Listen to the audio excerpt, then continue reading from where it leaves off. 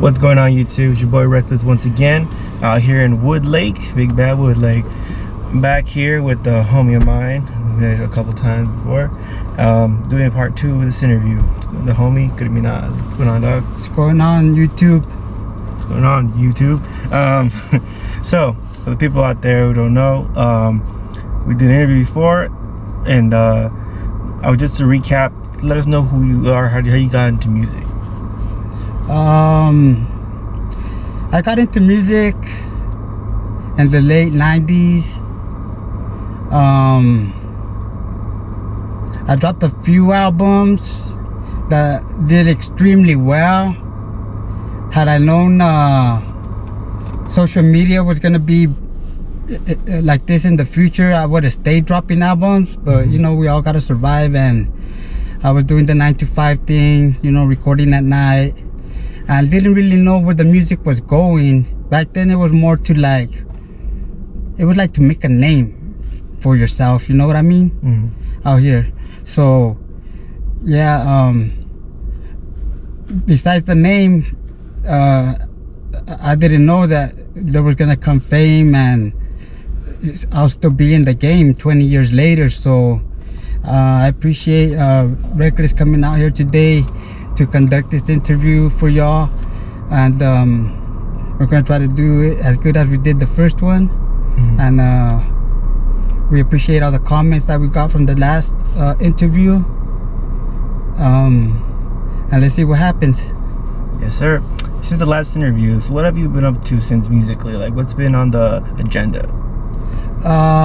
Music wise, as far as recording any new tracks, I haven't been doing anything per se for my own recordings. I've been doing a lot of features for people.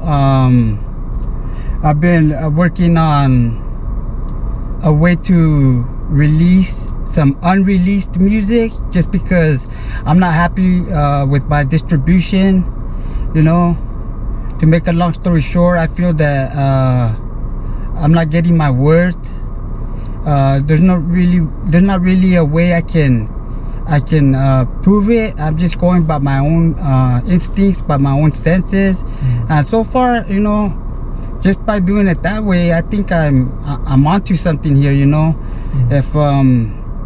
If anybody out there feels the same way about their distribution, Urban Life Music Group, rapbait.com, you know, I'd appreciate you leaving me a DM, a comment, and I'll get back to you, because maybe we can do something about it. If they're doing it to me, they're probably doing it to everybody. So if there's anybody out there again who feels the same way, let's get together and let's see what we can come out with as far as a resolution to this, because I've been feeling like this for a long time, and I'm sure all the top rappers ain't really worried about it because they're getting their ends, but us little guys, us more independent people, need to get what we got coming, what we deserve, you know. We don't need to be second guessing our sales or anything like that. And that's something that happens a lot, that you hear about in the game, you know. People don't get paid, and it's not a far-fetched thought of mine. So like, again, if there's anybody that feels the same way I do, just hit me up at my Facebook, crime11550, or my Instagram, crime11550, and we'll go from there. That's right. Make sure you hit them up, because like, I've been hearing a lot of stories about this from various distributions, but yours, the ones you've been in social media, I've heard about it, the same thing. So if you can put a stop to it, or make some pressure on the people to change and make these more fair and level playing field, let's make that happen. It's very important, especially for underground artists. Big guys are always going to have their backups because they're valuable to companies and stuff, but the ones coming up, the ones who are in the game for a while and are just staying on the underground circuit, they need help. So, you know, hit them up. We'll do something, you know, from there, you know. Yeah. So, sure. Yeah. So, since the last time, you've been working with a lot of big artists. Like, how was it like working with Darkroom to get on that compilation? Shout out to Darkroom, Duke, Crooked, also KID. I mean, they kind of gave me a spark, you know what I mean? I hadn't done it for a long time, and they asked me, hey, we don't know if you're still rapping, but we'd like you to get on this brown area that we're coming out with. And I said, sure, you know, nothing to it. It proved to be a little bit more than nothing to it. I'll tell you what, man, had I not fulfilled that contract, that obligation, Reckless probably wouldn't be here today conducting a second interview, let alone the first one, because I was having a little bit of difficulties. Like I said, I hadn't done it for a while, but you know, that being my background, I pulled it off. DRF was happy, Darkroom Familia was happy with it. I was semi-happy with it because let me tell you a little backstory about that. Talk to me. About that feature right there. Okay, so I like I said, I hadn't been recording for a long time. So, you know, I got my shit put together. I did the recording, which I thought came out, man, dope. For me not rapping in a minute, I thought it was dope, you know. I laid it down. I sent it to Darkroom. Duke got at me. He says, hey man, that was dope, but can you send me the vocal only? And I said, I erased it.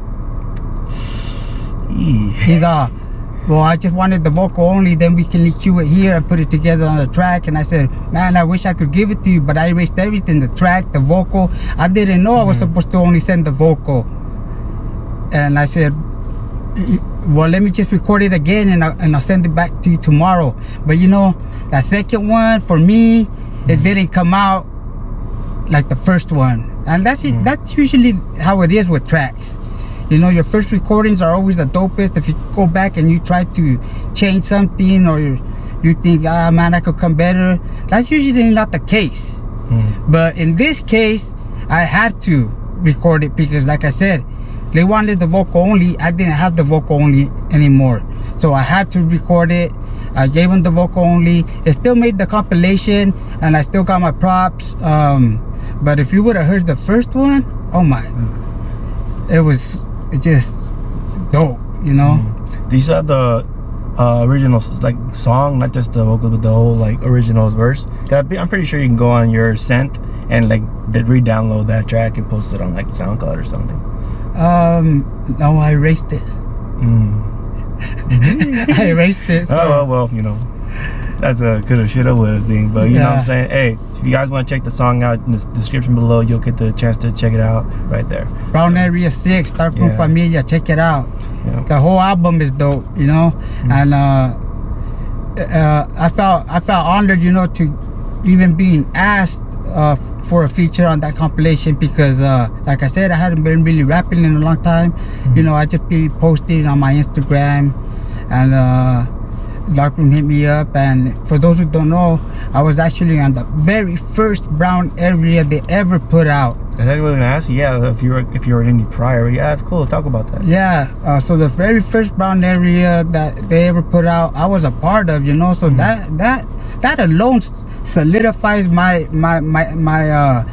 stamp in the game, as I've been in there for a minute, because that compilation right there came out, I'm gonna say 20 years ago.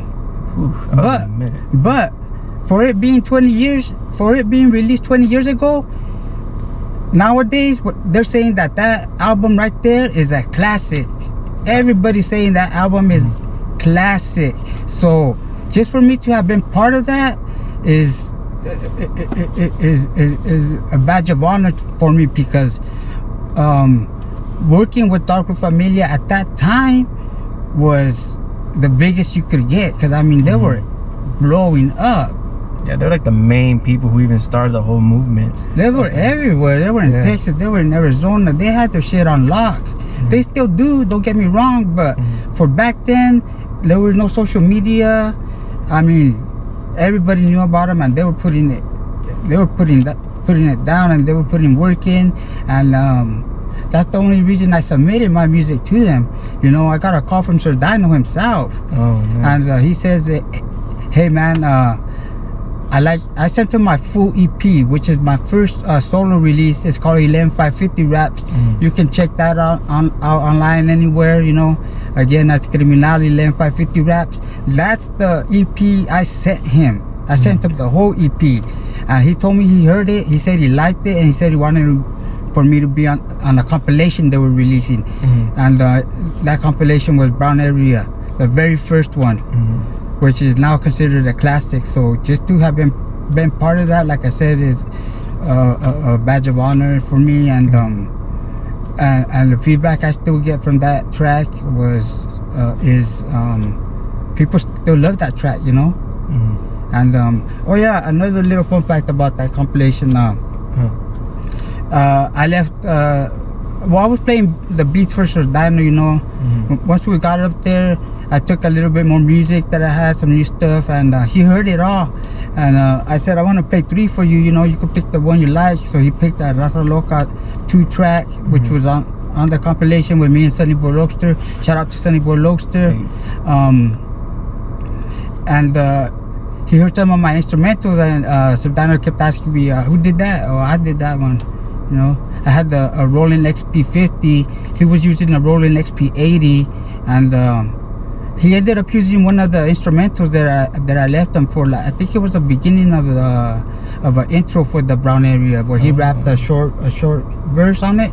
He ended up using that instrumental for it. So yeah, I've been making beats for a long time too. You know, I like making beats. I've always made my own beats, and nowadays more than rapping, I do beats. Yeah, that's a good thing to get into. A lot of people need beats for all their projects, so that's a good thing to get into. Yeah, I you know, as far as beats go, you know, I think I started fucking up my whole rap style when I started getting beats off the internet. Oh yeah, off of YouTube. It's a big no-no for a lot of people that don't know. I already knew, but I was desperate. Oh, it's a, you know, there's no shame in it. I've done it too. You know what I'm saying? You know, I was desperate for content, and I wasn't doing beats at the time. I mean, you know, like I said, I've been doing it for a lot of years, so there's been hit and miss here, miss and hit there, but there was that one point where I started just using those internet beats, and now that I listen to the track nowadays, like, I'm not happy. I'm not a happy camper, you know what I mean? And people like them, but just stick to your own stuff, man. You know, even if you got somebody making your beats for you, that's good, because at least you know where your beats are coming from. You know, and if you can sit there and with the producer or something, and you guys build the track up together, that's good too, because it makes you feel like you're part of something. So you're gonna come on that track as yours, and your voice is the instrument too. So it'll go hand in hand, because you feel something for that beat, you know.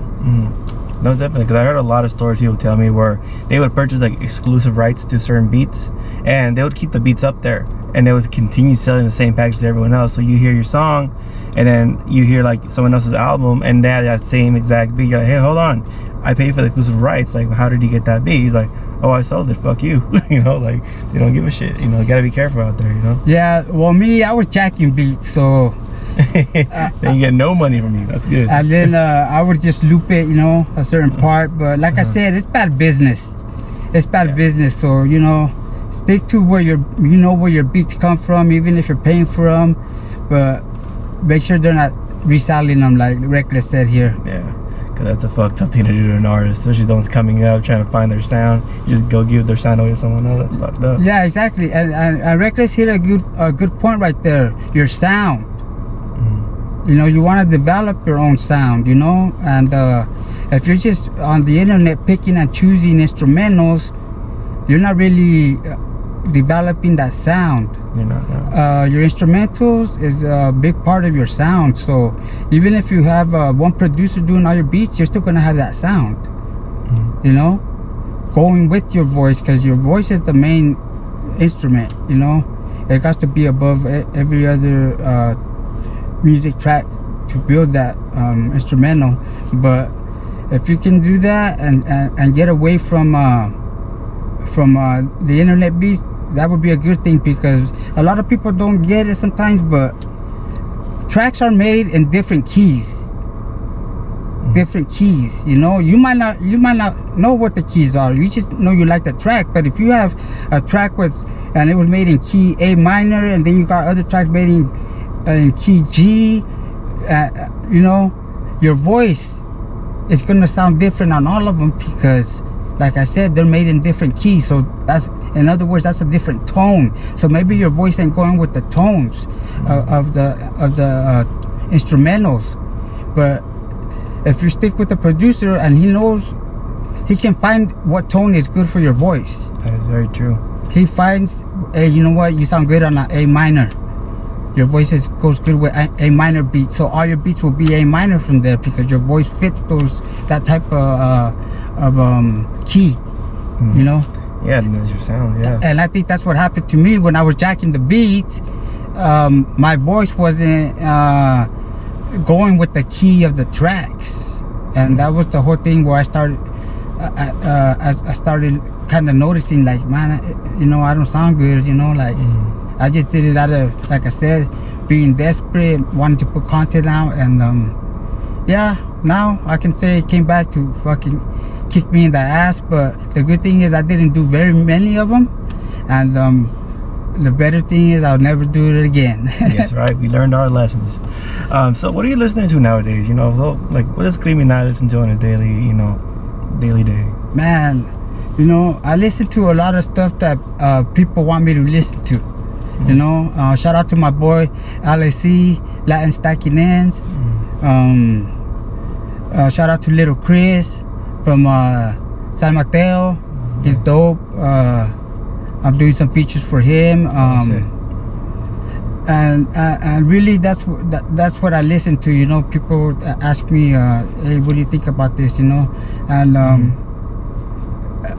I listen to that because you know, first off, they ask me, you know, what do I think, and second, because, like, really, for me to be listening to somebody, is they really gotta be knowing what they're rapping about, because I'm already almost a 50-year-old man. That's the first reason I don't rap, you know. No more. At least a youngster's game. So to me, you know, it's like, what's an 18-year-old gonna be telling somebody like me, already survive the streets? You know, I've made it through the dope game. I paroled from my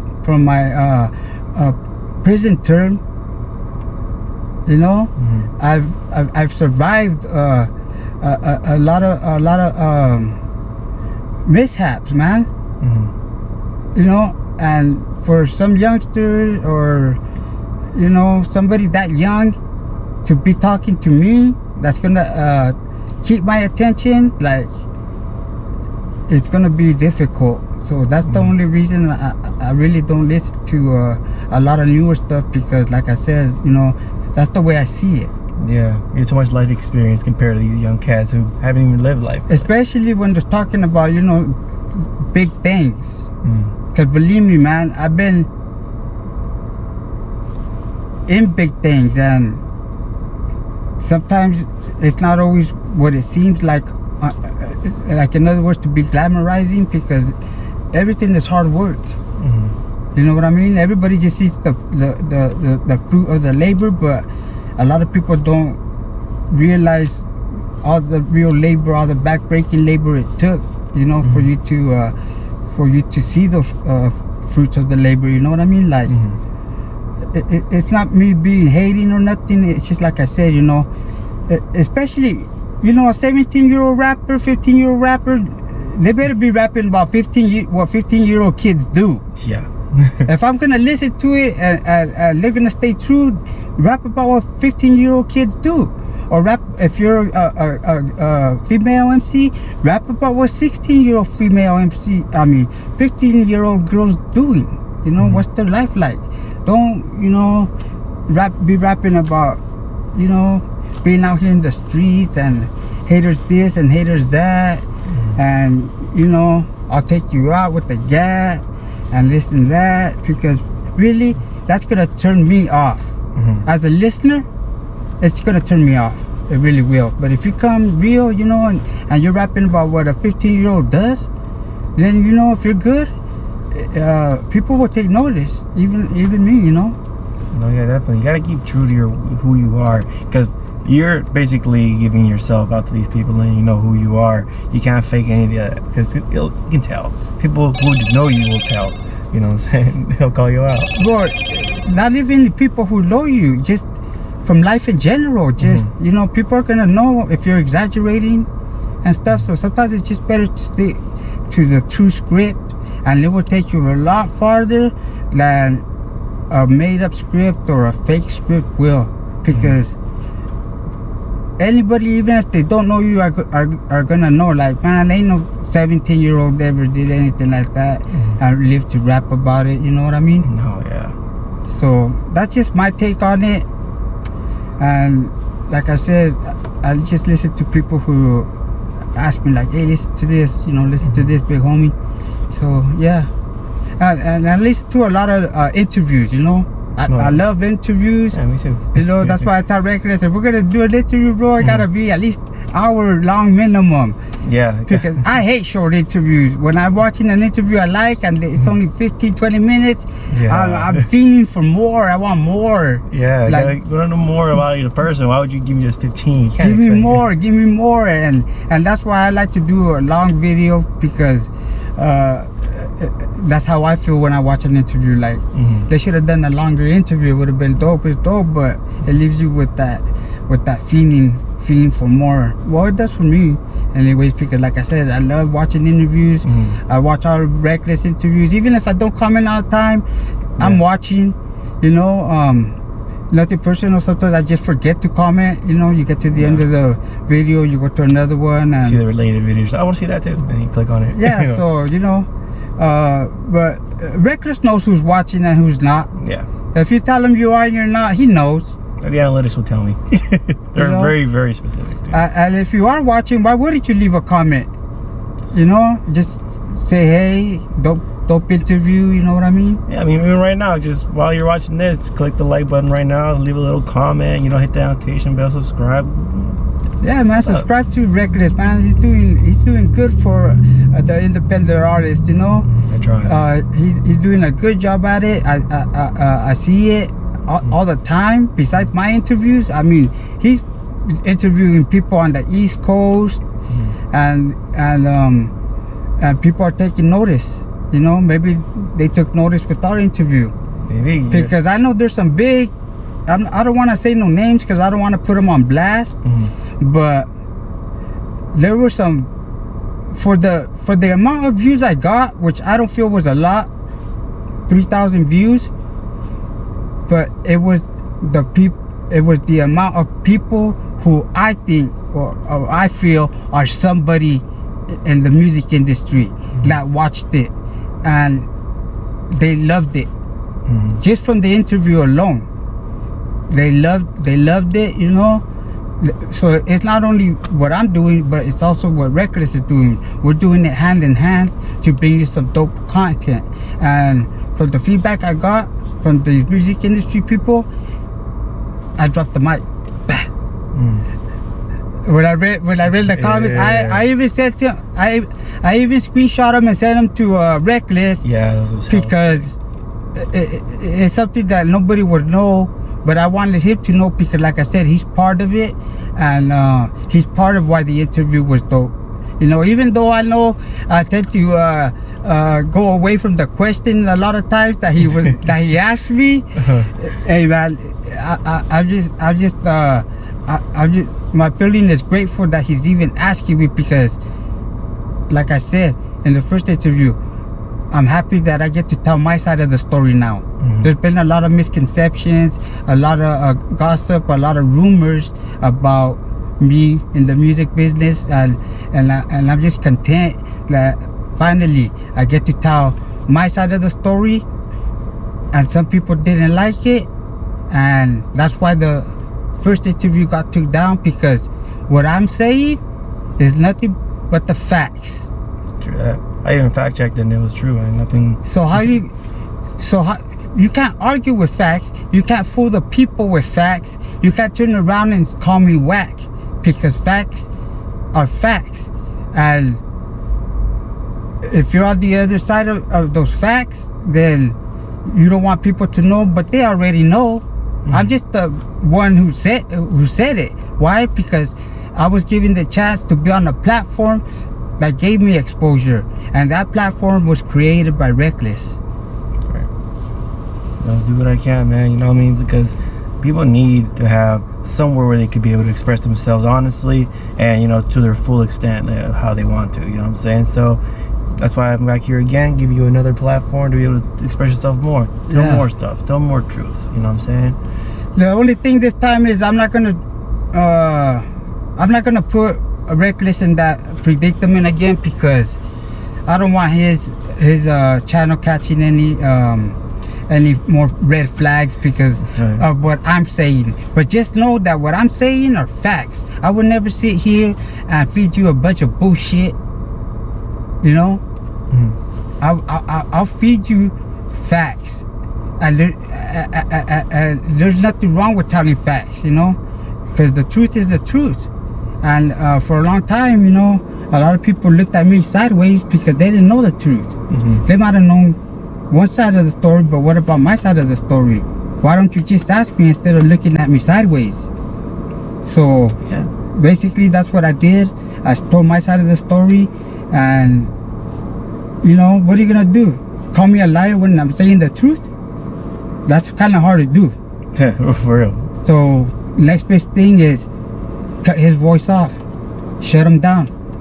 So they're gonna do some snake shit, you know, do whatever they can do so people don't know the truth. And right there, that lets you know that you're dealing with something greater than rap. Bigger than rap, you know what I mean? Most definitely. You know what I'm saying? But we're gonna keep going through. You can't really stop this, you know what I'm saying? You know, I got a copyright strike on my account just because of that interview, but it don't matter. And if it'll clear up in a few months, and I'm still gonna keep doing interviews. I'm still gonna give more people platforms. I'm still gonna go out and make sure the underground has a voice. So can't stop that. You know what I'm saying? That's right. So to move along on a more positive note, let's go back in time to your little history of music. So one of my favorite things I enjoyed was the 559 Filianos compilation. I still have a copy of that at home, you know, so I bump it here and there. So how was it like putting that together? Were you in charge of the whole process? Were you the executive producer there, or how did that come to be? 559 Filianos was the last album I dropped, and yeah, I'm on every track on there. Except for one, but it's like this, Reckless, like La División del Norte album with Sandy por Loxter, Raza Loca. I could have just put it's a Criminal album. Yeah.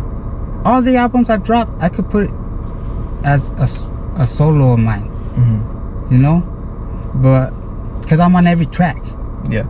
So that's the first thing, you know. Even if it's I call it a compilation, if you listen to it, I'm on every track. So yeah, at one time I did think that's another album I'm gonna drop of mine, you know, that's another album. Yeah. But just to kind of like, you know, I want to drop a compilation too. Yeah, they're fun. I have one. You know what I mean? Yeah. Like I've already dropped a few solos, but hey, I want to drop a compilation too. Or I want to drop a group album too. So I just turned my albums into like Raza Loca, a group album with Sonny Poloxter.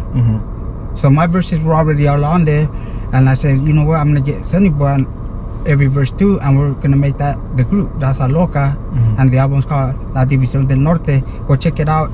It's available everywhere. Solid project. You listen to your music, and yeah, that's the only reason that I made those projects with those names like that, because it's like, you know, once you start rapping, you're like, I want a compilation too. Yeah, you want to do Coop album, you want to do this, and blah blah blah. Right? Yeah. So yeah, Reckless gets it. You know, if you're in the game and you're rapping, you get what I'm saying. So But basically, all those albums just could have been Kriminal solo albums. It's just what I ended up naming it, you know, and that's how they're perceived nowadays, which is fine with me because, like I said, I'm on every track, and I still think of them as mine. You know? It's still part of a project that you were involved in creating, so you know, why not? Yeah, I'm the one that's fucking asking everybody for features. I'm the one that's getting at everybody. I'm the one that's making time, like Reckless making time today to come and do this. You know, it's not always easy. It's not. It's one of the hardest things to do. Finding time, because everybody's not on your schedule. And unless you're persistent, you probably won't get that time. But being persistent and being real and putting out dope content, nobody wants to jump on whack shit. No. You know, that's one of the problems I have when I get features, because how can you tell somebody nicely that your shit's whack? You know? It's really hard, because even if you try to do it the best way, like, you know, I feel you could have done it better this, but some people take it hard. They can't take that. Some people, you know, and there's nothing wrong with constructive criticism. If you're gonna be in the game, in this rap game, you gotta have thick skin, man, especially for constructive criticism. And I've, you know, like Reckless said, a lot of people take it the wrong way. They get butthurt. You know, they get their feelings hurt. Yeah, but remember, if you're gonna be in the rap game, you need to deal with the constructive criticism. I always took it in stride, you know. I always really listened to what somebody said, because there might be some facts behind that you're not seeing. Yeah, because you have tunnel vision. Exactly. So, you know, take what people say and you might learn from it, but don't ever hate on it, you know what I mean? Because that just solidifies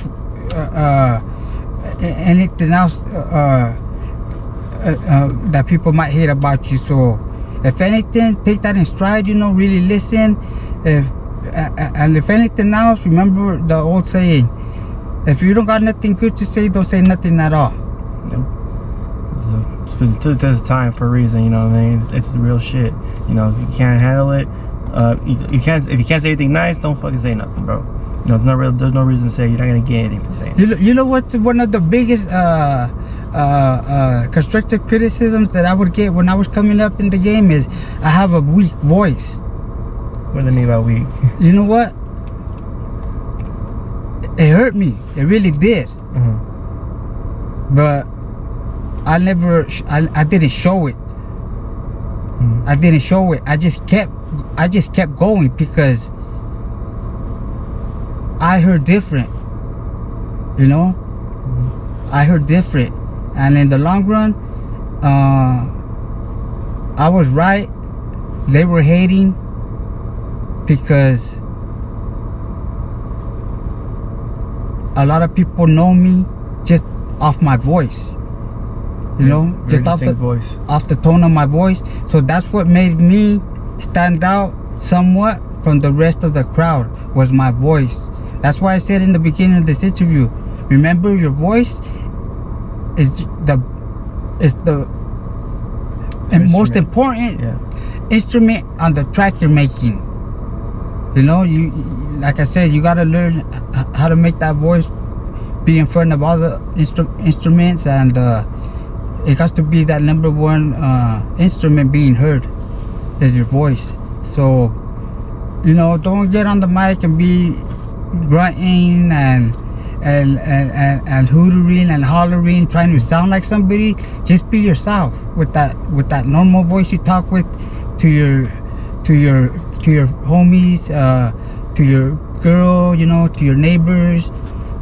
You know, just use that normal voice, and that'll be a lot better than if you try to switch up your voice on the mic. Because believe me, I listen to rappers. This is another thing that turns me off Reckless about music nowadays. When I listen to rap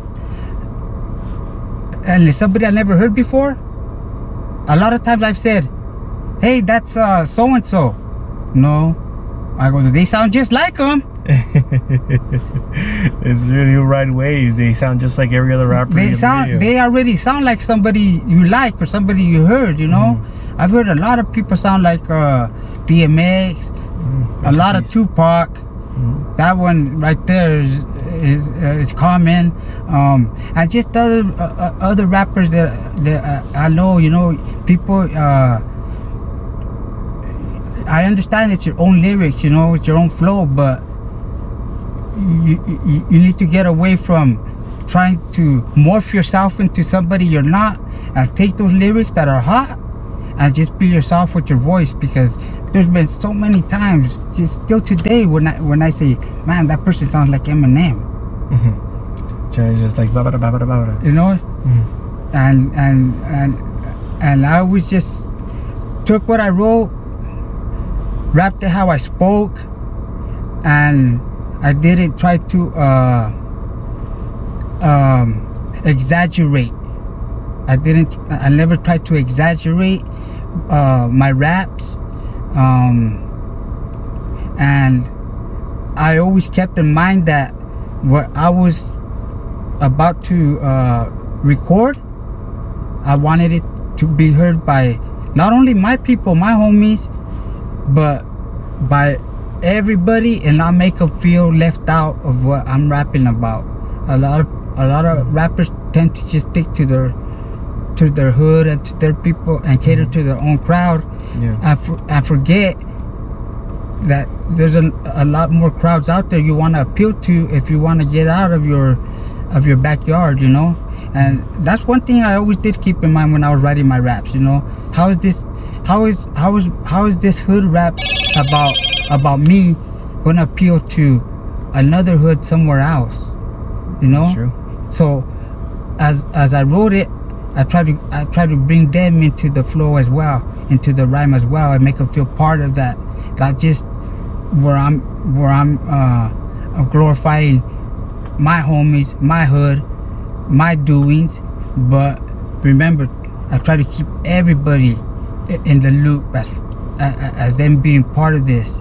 So I feel I pulled it off, because I get a lot of comments till this day about, hey man, you know, I grew up on your stuff, I still listen to your stuff nowadays, and I like it better than the stuff that's out nowadays.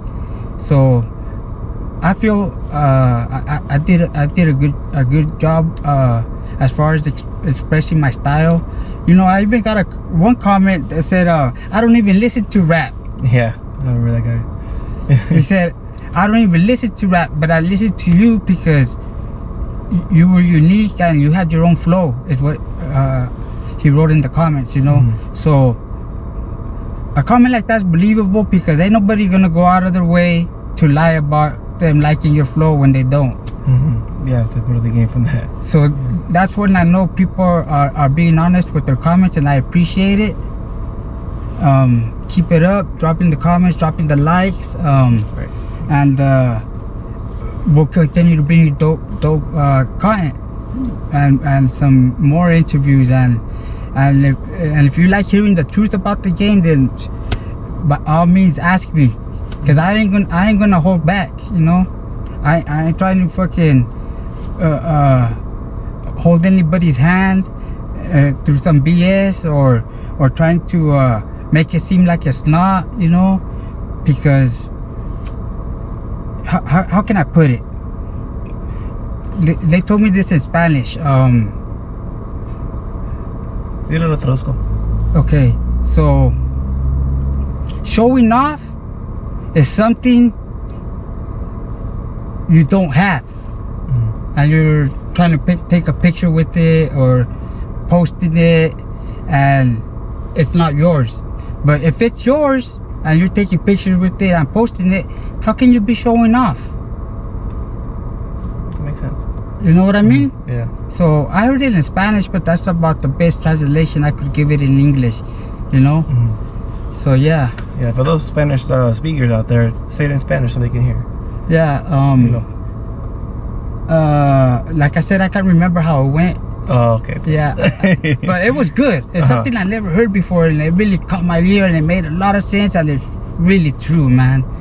You know, so just you know, a lot of rappers, you know, you gotta do a lot of listening too.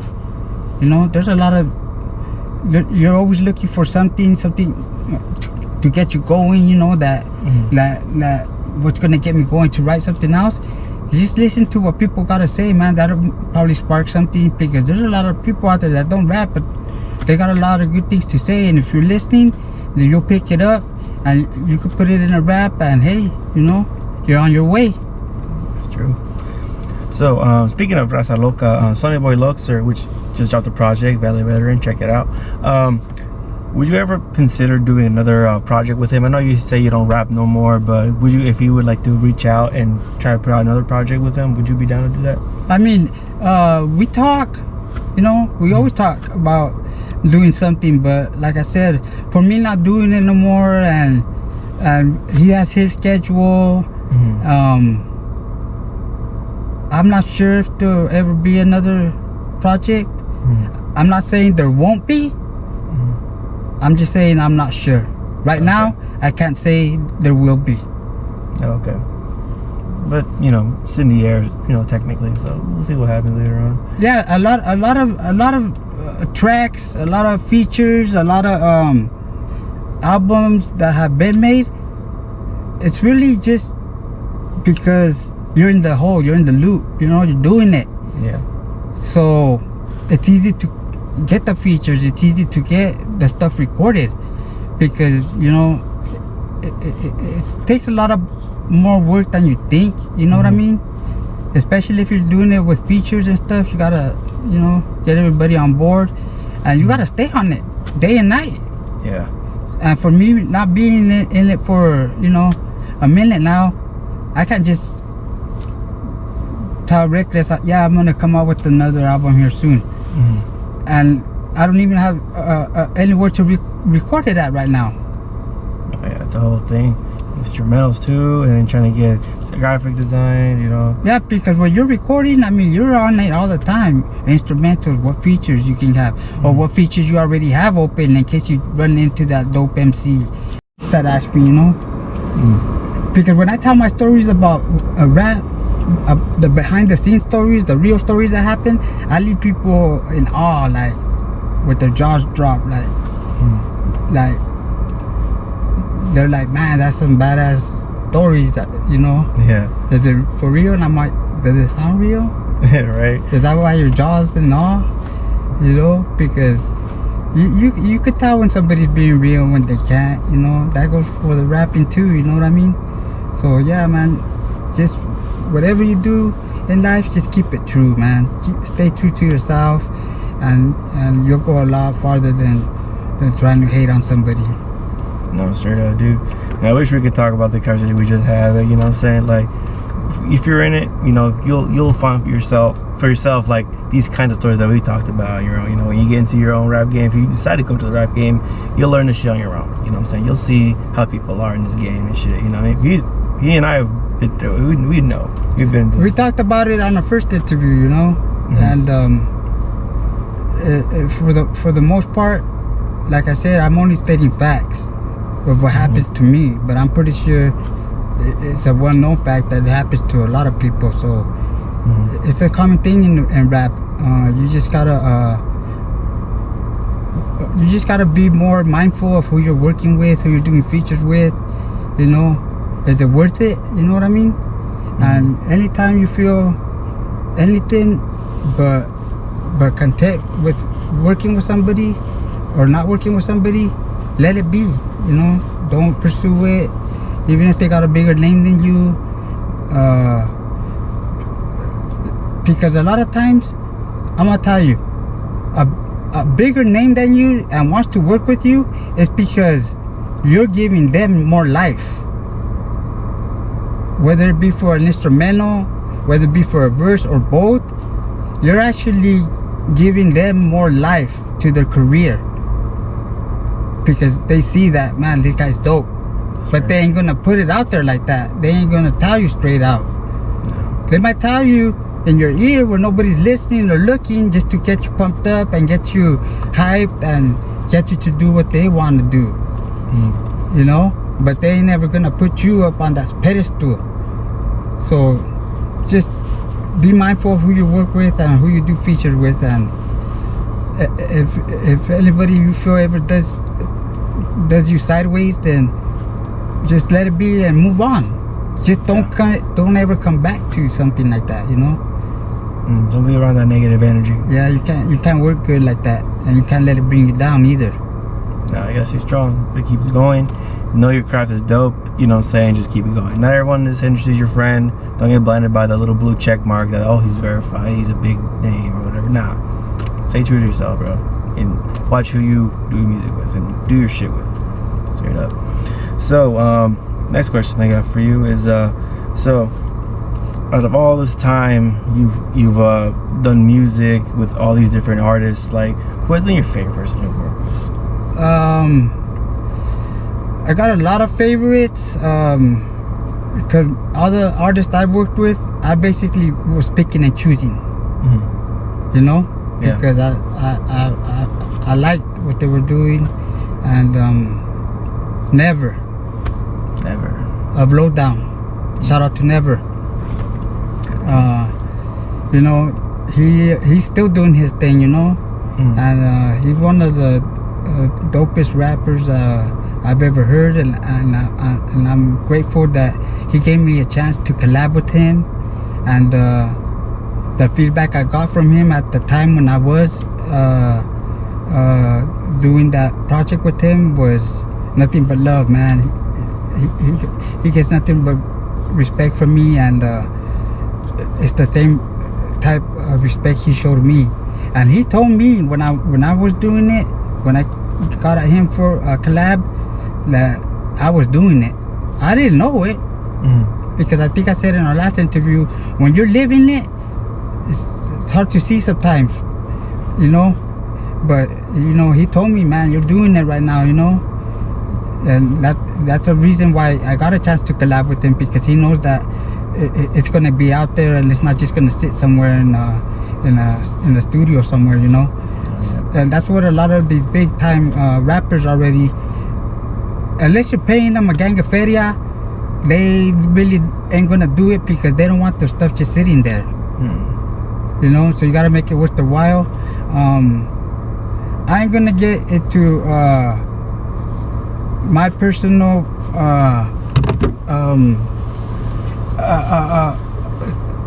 reasons how I got my features, or did I pay for my features, did I didn't pay for my features.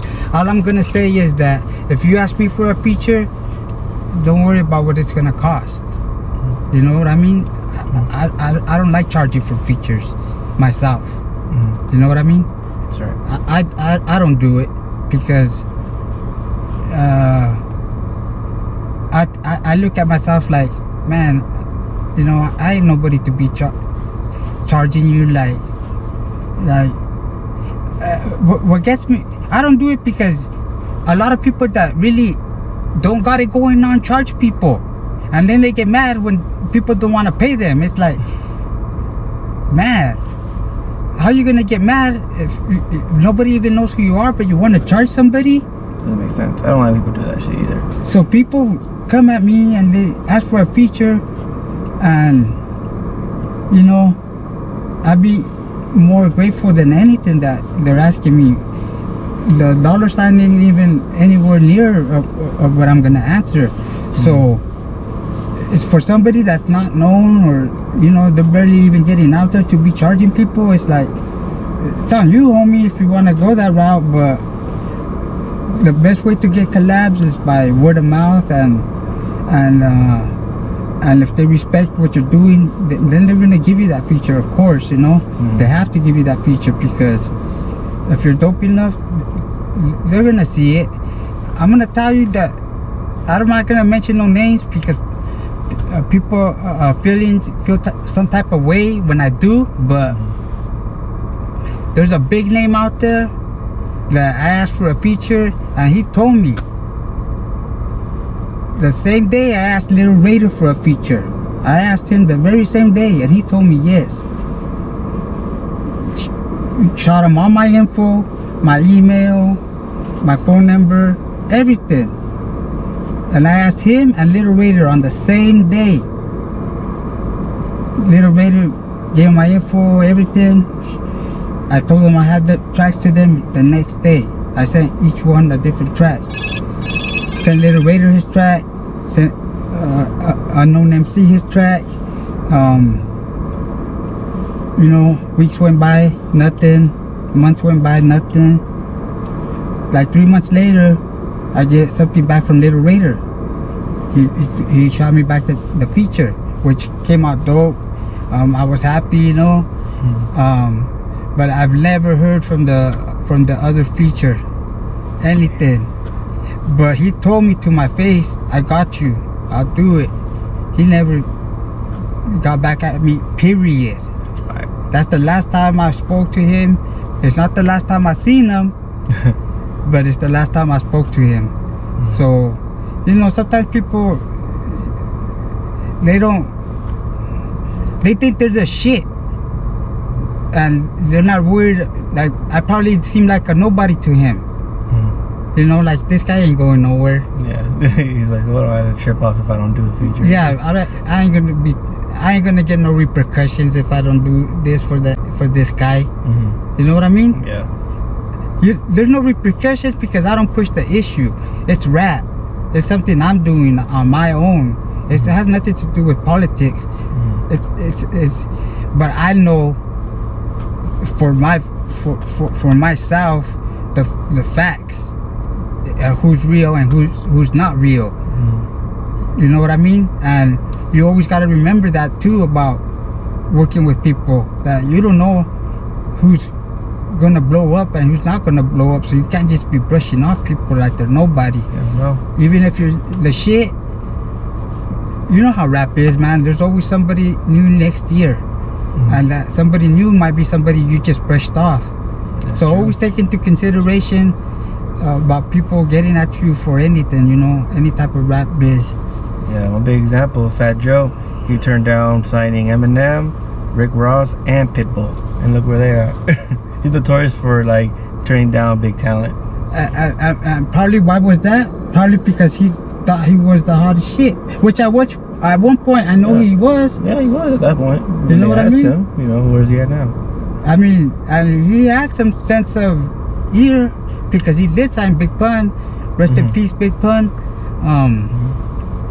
Which was dope. He was dope. He's still dope. Yeah. So, you know, sometimes even the guys that are doing it are not the smartest guys at getting about your music to them. Yeah. Remember, there's always other doors. There's not always just that one door. There's always other doors you can bring your music through. You know, it doesn't have to be through the hottest person going right now, because the hottest person right now might not be feeling you. But if you go through other avenues, check out other people, you know, hey, you know, that might be your shop. So you just can't shop in one place all the time. You gotta shop around, you know. You do, because eventually Eminem found Aftermath with Dr. Dre. Rick Ross found like his own labels, you know what I'm saying? So it's like it all works out eventually, you know. Don't be like so like distraught, like, oh no, they said no, that's it, my career's done. Like, nah, find another door. There's plenty of other doors. And if there ain't, make your own door. Man, everybody got everything at their fingertips nowadays with social media. I mean, to be honest, I don't really know how at that point in time when I was doing it, I don't really know how my flow, my raps, my album blew up. But the proof is in the pudding. Reckless wouldn't be here today had he not known a little something about me, because up to this point I've never known about Reckless. So now I do. Now I see his content. I see he's dope at what he does. So at one point he must have heard of me and seen that I was dope at what I was doing. So you all can make your own door, man. You all can make your own door. Back when I was making my way, when I was paving my way, you know, somehow, some way, I figured it out. I wasn't the richest guy in the hood. I was far from that, you know. All I knew is that nobody had to tell me. I already knew that I could rap. Well, I did have some people tell me that were pretty, you know, in the music industry that I could rap. you know what? Let me just get into that story Go ahead. for you. Let me give you an exclusive. All right, exclusive time. Okay, so back in the days when I came out with 11550 raps, my EP, that was my first album I ever put out in 1998. I released it. I was selling that album in the warehouse. There used to be a music store called the Warehouse. So they sold CDs and tapes and all that. Yeah. I would take my tape, they would sell them, and they were selling out. And they would hit me up for more. So my plan at the time was I was gonna go to Eazy-E. He was still alive at that time. Wait, no, 98, no, he died in 90, 92, no, 93. he was already died. Yeah. I was already rapping a long time before that, but I wanted to go to Eazy-E at first because, you know, he's the style that I monikered myself after, you know what I mean? So he died, so that was out of the question. So then I had some homies that lived in Sacramento that worked at a movie theater, and they were always telling me, hey man, some guys from Black Market Records come up in here. And if for all of you those don't know, Black Market signed the Brother Lynch Hung, X-Rated, a lot of dope rappers, man. You know what I mean? And my homies told me, hey, shout out to Pooh Bear, Little Rob, shout out to my homies that I'm talking about. Told me, hey man, we told them about you, we told them you're rapping, and he said to come up here, he'll check you out. And I was like, okay, yeah, I'll get up there someday, you know what I mean? Like, how do you know they're from Black Market? Because they're wearing the jackets. They're all wearing the jackets, Black Market. Every time they come, they have the jackets. And he's all, I know the owner. I talked to the owner. He's the owner of Black Market. And I was like, okay, well, they might have something here, you know what I mean? Yeah. Because I knew that Black Market was based out of Sacramento, because you would see it on the credits from the CDs. So, you know, I made the time one day and I went out there with my homie Little Man. By the way, rest in peace, Little Man.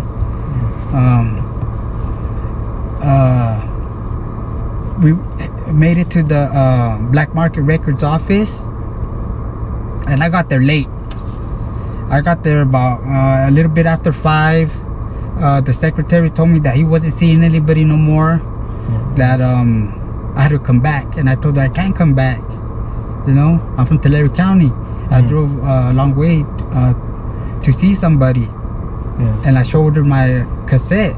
I go, if anything, can you just show him this and see what he says? So she took it back up to the meeting they were having. She came back and she said, okay, he said he'll see you for 15 minutes. He got you for 15 minutes. And I said, great. So I sat there in the lobby. I took some photos, which I don't have now today. You know, I wish I still did. But they had a nice setup, bro. They're building. They're like a 2-building fucking 2-story. You know, I didn't know it was 2 buildings until I actually went in there, because I was in the office lobby part with this secretary. She was fine too. So when he finally was ready to see us, she said, okay, you can go back there now. And she buzzed us in through the door, and we started walking up some stairs and stuff. And there was a lot of people coming down. You know, I'm a little guy. These guys were big black guys, you know. They were just coming down. They were looking at me. I was walking up, you know, kept going, minding my own business. I kind of felt out of place, but once I walked in through the door I was supposed to be in, the only thing I did right was I did some homework before I went up there. I knew who the owner was, which was the executive producer. His name was Cedric Singleton. I found out all that on my own by looking at the credits of the CDs that I had. And I also seen that, this is what I thought, oh, his nickname is Ced Singh, so half of his first name and half of his last name. So I was pretty sure that his nickname was Ced Singh. So right when I seen him, I said, "What's up, said Sing?" And I put my hand out to shake his hand. And that right there, I feel broke the ice with him. Like, I think he felt like this cat really knows who I am. He knows who he's talking to. Yeah. Because that's the first thing I said. I said, "What's up, said Sing? You know, glad to meet you, man. Happy to be here." And I think right there, I think he was like, okay, well, at least he knows where he's at. He knows who I am and who he's talking to. He told me to have a seat. Other people I was with have a seat in his office. I sat down. He's so you want me to listen to? He said, so you want me to listen to something? I said, yeah, man. Can you listen to my cassette? Because that's what I took, a cassette at that time. Yeah. He's all, sure. I'm gonna listen to. He said, I'm gonna listen to 3 songs. Which ones you want me to listen to? And I said, the first 3 that come on, just let it play. He's all, are you sure? I said, yeah. So okay. So, you know, when he put the cassette in and he was playing it, he had a badass stereo in his office. He had a badass office, you know. Nice. Around the whole office, he had all the posters of all the albums he released. Oh, okay. And it was a nice office. So it was a lot of albums, and it was the biggest posters you could make. Big walls. Remember the big, the 22-inch by something. The big 22 by 17, I think. Yeah, those big ass movie posters. Yeah, the big ones. Yeah. So he had all those framed in his office, and I remember the speakers were in the back, like they were hitting, and he put on my tape, and he was just like this. He sat sideways. He sat sideways in his chair, and he was just like taking it all in.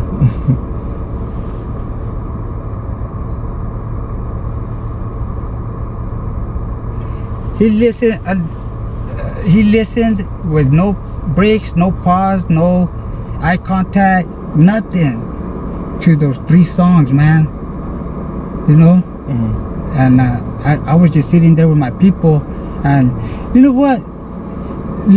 Let me just say before I forget, when you're conducting your rap business, it's not always good to go with your entourage, because your entourage might not feel the same as you do.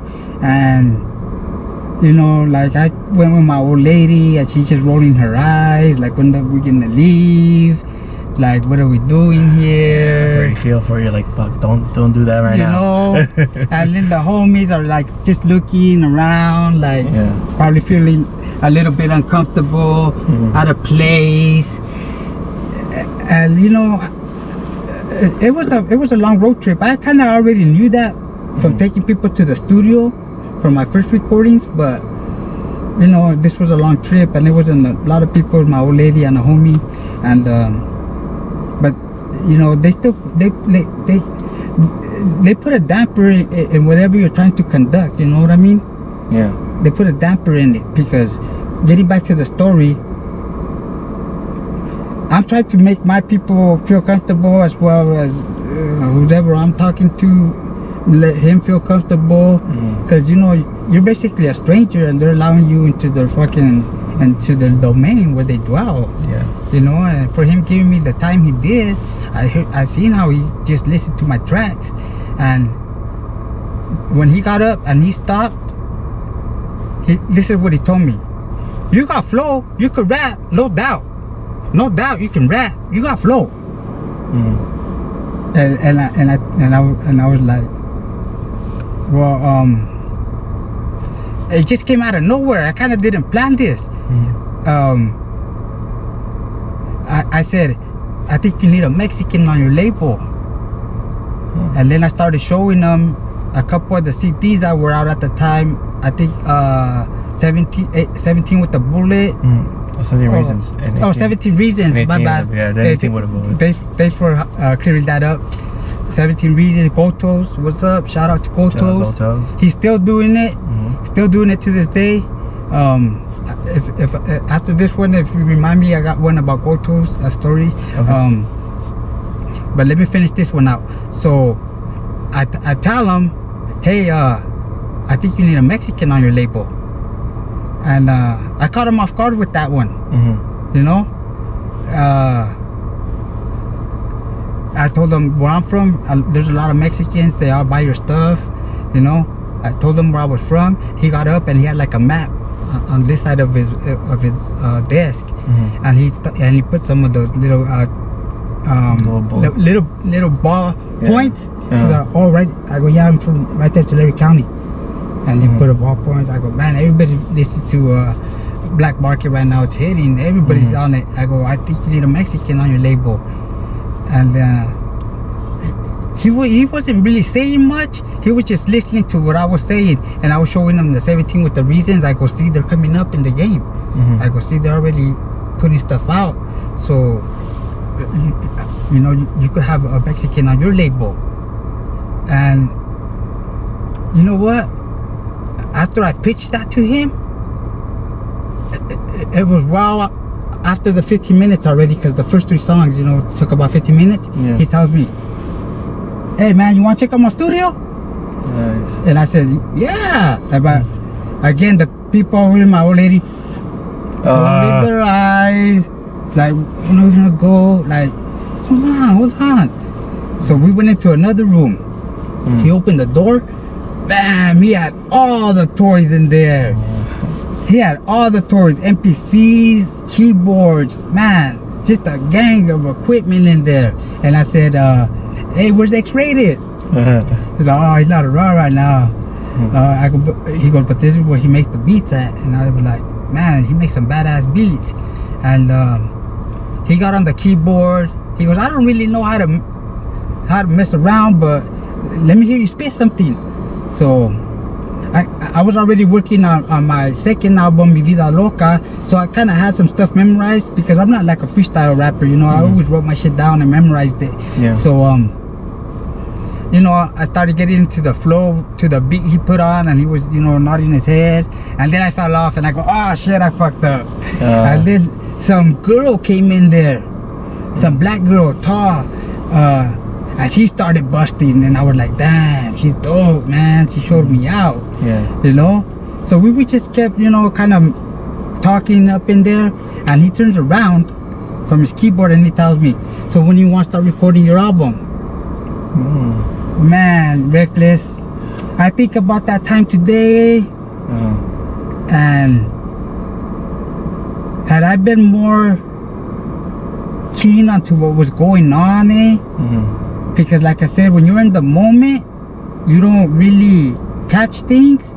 But I heard him tell me, so when do you want to start recording your... Alright, so getting back to the topic at hand, I was talking about Setsing and Black Market Records. So at one point, he's on the keyboard and he stops what he's doing and he looks me straight in my face, in my eyes, and asks me, so when you want to start recording your album? You know, I think about that moment today, and it kind of gets to me, because I dropped the ball. You know, I said, well, I could come up here and record maybe once a month, because right now I live out here and I'm working. And he said, oh no, you gotta come once a month. It's gonna take 50 years to record your album. And I said again, well, I don't think I could come any more than that. And that right there was the end of it, you know. So he told me, well, you know, if you keep recording more stuff, come by, drop in and show me what you got, man. Stay in touch. And I said, I will. And that was the end of that. But those words, when he said, so when you want to start recording your album, that's solidified that he was gonna put me on.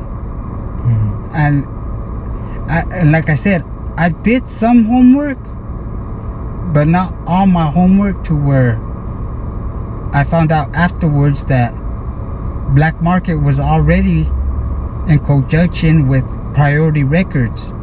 And for those who don't know, Priority at the time was putting out Eazy-E, NWA. So he was already branched with them. You know, he took who was dope and told them this is dope. So they gave him that freedom to where he blew up artists like X-Rated, Brother Lynch Hung, and I could have been in the same category today. You know, I probably could have been bigger than any other Mexican rappers that were out there at the time, just because of the way that label was, and not knowing that they were already with Priority.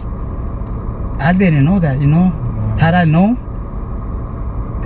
I might have said like I do nowadays. From that experience, I said, next time I see that opportunity and they ask me when you want to do this, I'm gonna tell them right now. That's gonna be my answer. Whenever I hear that again, I'll be like, right now. 2 in the morning, 2 in the afternoon, don't really matter. If that's what they ask and that's what I hear, I'm gonna be like, right now. When can you do this? Right now. When can you go? Right now. You know, when can you meet? Right now. Because if you say, well, you know what, let me check my schedule, I don't know when, that's it, man. That window of opportunity is gone. You know, they might agree with you, okay, we'll meet up later, but the chances are, unless you're really that dope, that they ain't gonna look back, because up to that point, I don't really believe himself even that he was looking for a Mexican rapper, because I can't think of anybody that he put on afterwards that's even close to Mexican. You know what I mean? Yeah, I can't think of anybody either. But I think I sparked something in him that said, hey, this guy might have a point here, and he can rap. Yeah. Because before I told him all that he needed a Mexican on his label, is the feedback he gave me. You can rap. So he thought, well, he's a rapper, he can rap, he got flow. And he heard me. If you listen to that album, I'm somewhat rapping in Spanish too. He heard all that. Yeah. He didn't have a problem with it. And I dropped the ball again because I was being considerate of the people I was with. You know, they didn't want to be there, they want to go. I'm like, okay, we'll go right now. You know, to cut it short. You know, if you're gonna be around people when you do your rap business, at least be around people that are looking out for your best interest, you know? Yeah. Had I had somebody there tell me, kick me in my ass, say, what the fuck you thinking, bro? Jump on it. Yeah. Right now. Right now. Had I had somebody there like that, man, things might have been different. And because like I said, man, you being the artist, you pushing yourself, you trying to, you know, sell yourself, you're not gonna always capture everything, you know.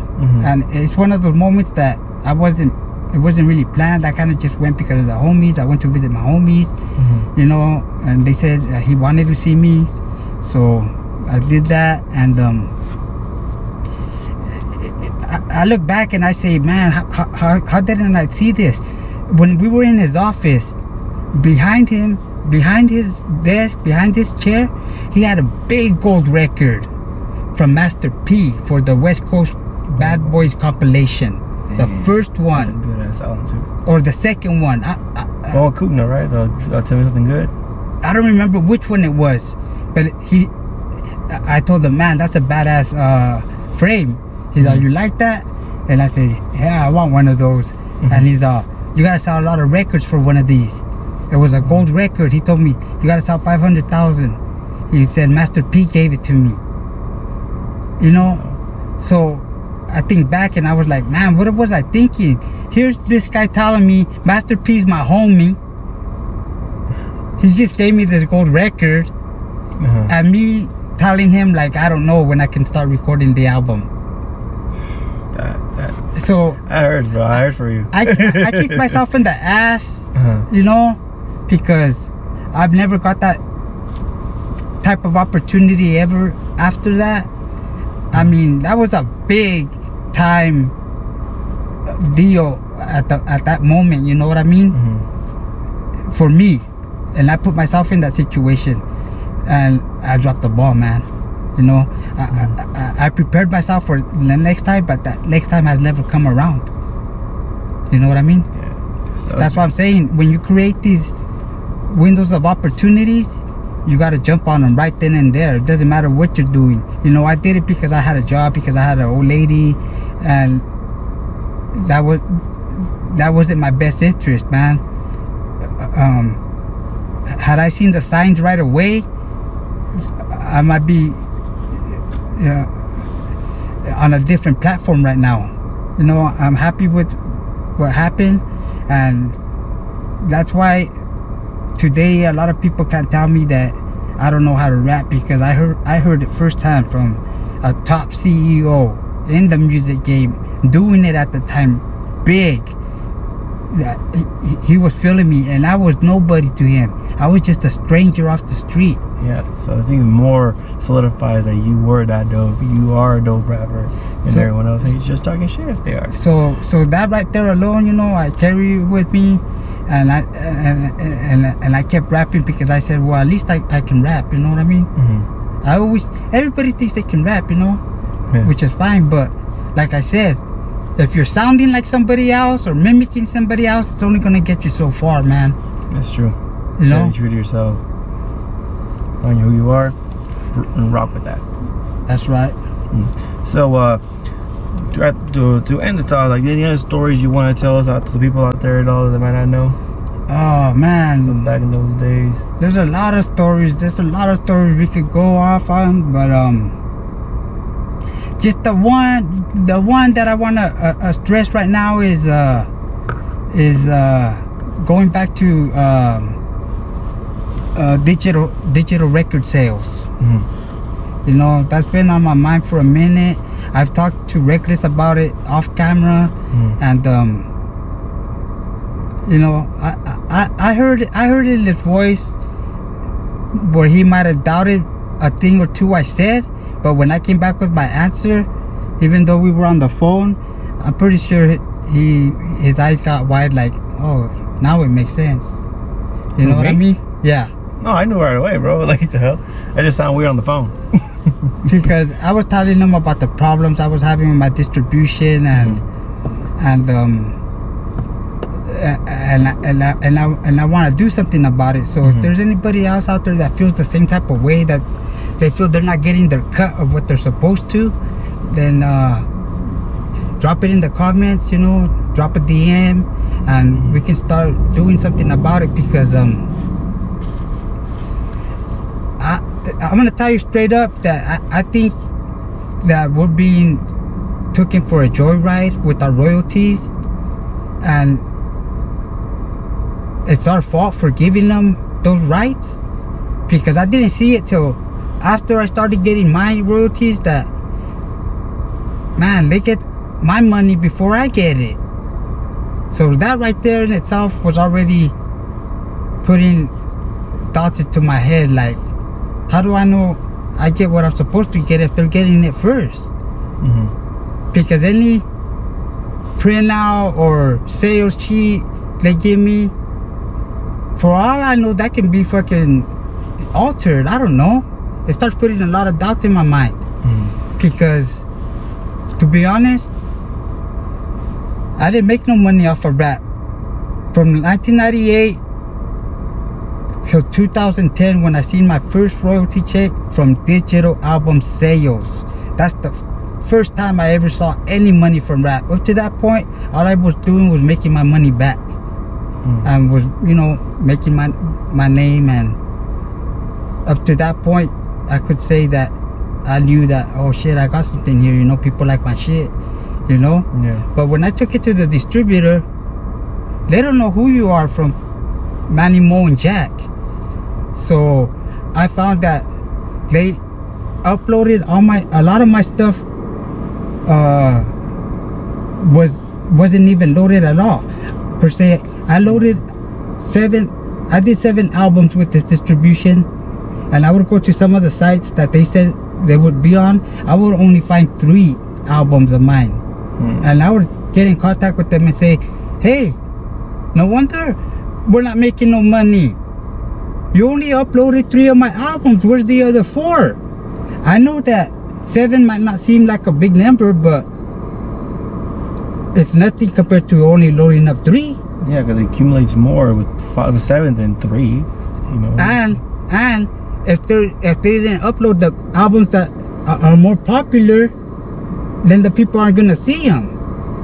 So that was my thing with them. Like, hey man, you guys messed up. You guys, and you know, all I got was the runaround, and it's because they don't even know who's gonna sell or who's not gonna sell. They just know the people who are selling now, but they never thought that, okay, from 2010 when I first got my royalty check, 2021, that I was still gonna keep getting royalty checks. But you know, it's a blessing that I am one of those rappers that my music is selling more today than it ever has. Than yesterday, than last week. It's selling more today. Unfortunately, I put myself in a situation where there's no way of me knowing what's actually being sold. I'm getting, I feel, a cut of what's being sold, and it's just a gut feeling I'm going with. But for the most part, my gut feelings have always been on point, you know.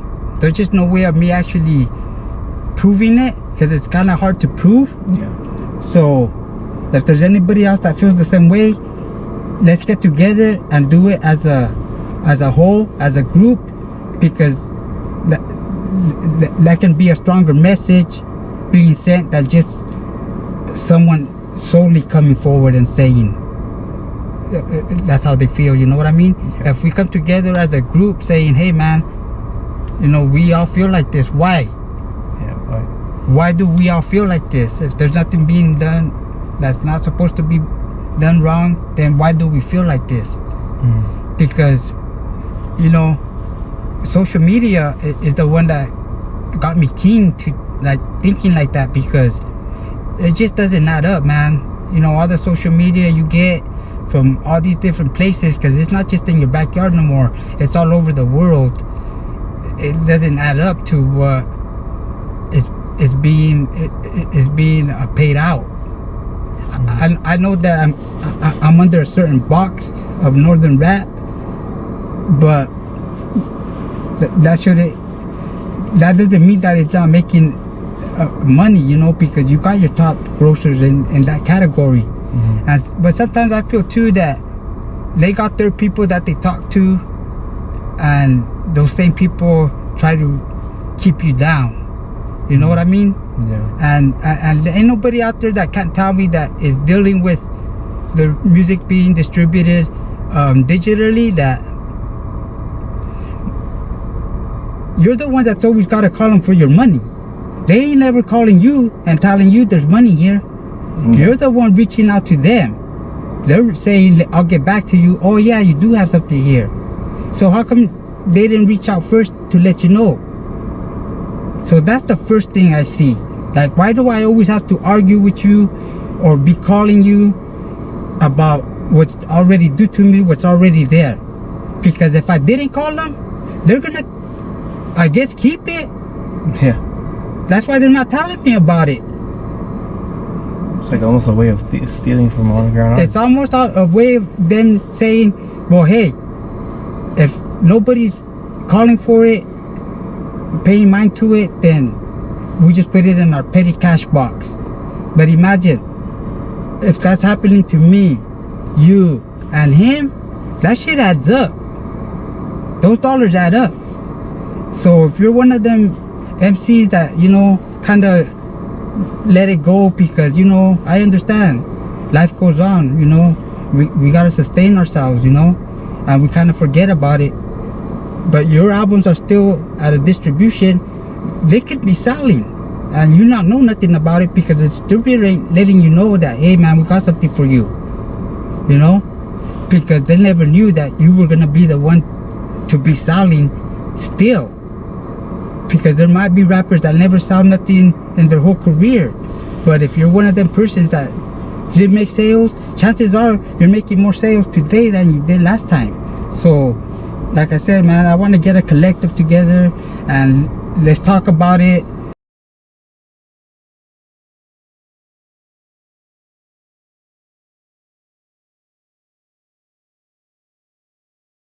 And with that, I'd like to thank my guest Kriminal for coming through for part 2 of the interview. Sorry for the first one being taken down, but I'm glad we got to do a second part, you know what I'm saying? Yeah, a lot of people requested it, and here it is, you know. We got to keep our YouTube fans happy, and at the same time we got to keep ourselves happy. So again, I want to thank everybody for leaving your comments. I really appreciate it. That's right. And hopefully this one does just as well. You know what I'm saying? It will, you know, positive thoughts out there and shit, you know what I'm saying? And like, hopefully there'll be a part 3 maybe, you never know. We might come back out here, you know what I'm saying? So we'll do something. I don't know, how do people feel about Zooms? I'm not really feeling the Zoom. I feel like when Reckless is right here beside me, the interview somewhat more, you know, interesting. But let me know what you people think, you know? Yeah, comment down below. Do you prefer us to meet up again like this in the car, or do you want to do Zoom interview? If you mind a Zoom interview and shit, you know what I'm saying? But either way, I don't mind coming out here. I love seeing the Central Valley. I love meeting this man. So and the 559. The 559. You know what I'm saying? This man helped make it big. 559, that's how I know about it. You know what I'm saying? So with that, we out this bitch, man. So make sure to like, comment, and subscribe, and hit the notification bell above to get alerts so when the interview drops. So if you subscribe, you'll know when this interview drops. And make sure to follow Kriminal, all the social media sites. It'll be all down the links in the description below, as well as everywhere where you can find his music. And with that, we out. Peace. Peace.